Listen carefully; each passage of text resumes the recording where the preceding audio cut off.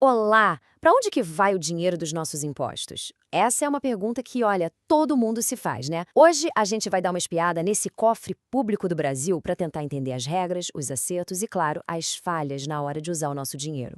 E essa é a pergunta de R$ 1 milhão. Aliás, de bilhões de reais, literalmente. Porque cada centavo que o governo gasta vem do nosso bolso, sai dos nossos impostos. Então, entender como esse dinheiro é usado não é só um direito, é um dever nosso. É que o impacto disso está em todo lugar, sabe? A merenda na escola do bairro, aquela ponte que ajuda a chegar mais rápido no trabalho, os remédios no posto de saúde. Tudo, absolutamente tudo, depende de um sistema bem complexo que, em tese, foi criado para ser justo e eficiente. Ok, mas que sistema é esse, afinal? Dá para pensar nele como um grande manual de instruções, sabe? Um passo a passo de como gastar o dinheiro público. Vamos ver o que diz a teoria. A palavra-chave para tudo isso é licitação. Parece um nome complicado, né? Mas a ideia por trás é até que bem simples. Pensa assim. Quando a gente vai fazer uma reforma em casa, a gente pede vários orçamentos, certo? Para comparar e não pagar caro demais. Pois é, o governo precisa fazer a mesmíssima coisa, só que, claro, numa escala muito, mas muito maior, e com um verdadeiro manual de regras para seguir. E a ideia por trás disso é muito boa.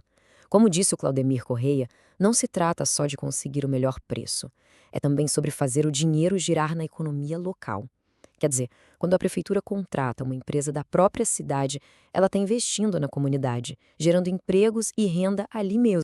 Então, no papel, o sistema parece perfeito. Competição justa para todo mundo, transparência total, o melhor preço para quem paga imposto e ainda por cima um empurrãozinho para a economia local.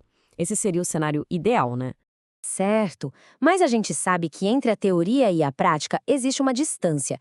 Será que funciona assim mesmo? Vamos ver alguns exemplos de quando o manual é seguido direitinho.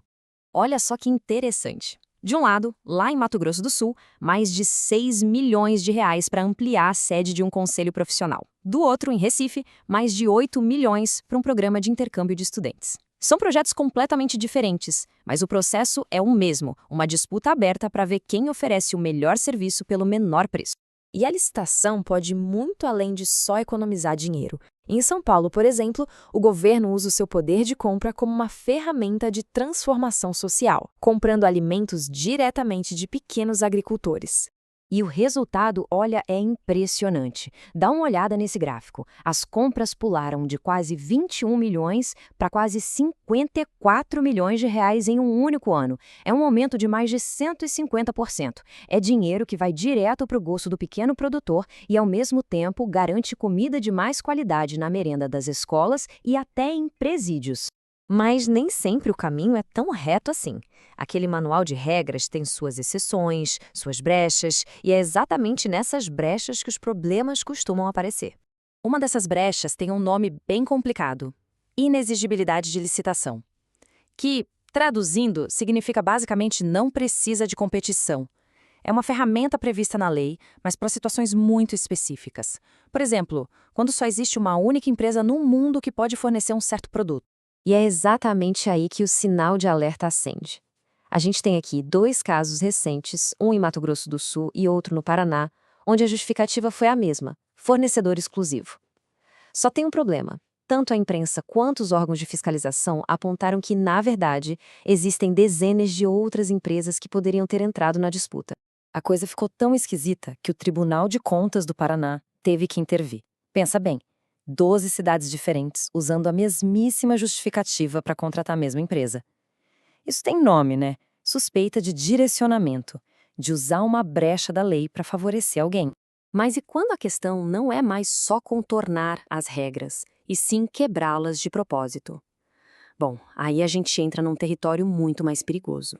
Lá em Goiás, a Operação Nexo Oculto revelou como uma única pessoa pode corromper todo o sistema por dentro. Aqui, a gente já não está falando de brechas, estamos falando de crime mesmo. A anatomia da fraude parece até um roteiro de filme. Um servidor público, que na verdade era dono de uma empresa, vende essa empresa para um laranja assim que entra no governo. E aí, de lá de dentro, o que ele faz? Começa a direcionar contratos para sua antiga empresa, recebendo uma bela grana por fora. E o preço dessa traição da confiança pública? 5 milhões de reais. 5 milhões do nosso dinheiro que, segundo a investigação, foram direto para o ralo da corrupção. Então, depois de ver tudo isso, o que a gente pode concluir? Fica muito clara a tensão que existe entre o que a lei manda fazer e o que acontece na vida real. Esse gráfico aqui mostra perfeitamente as duas faces da moeda.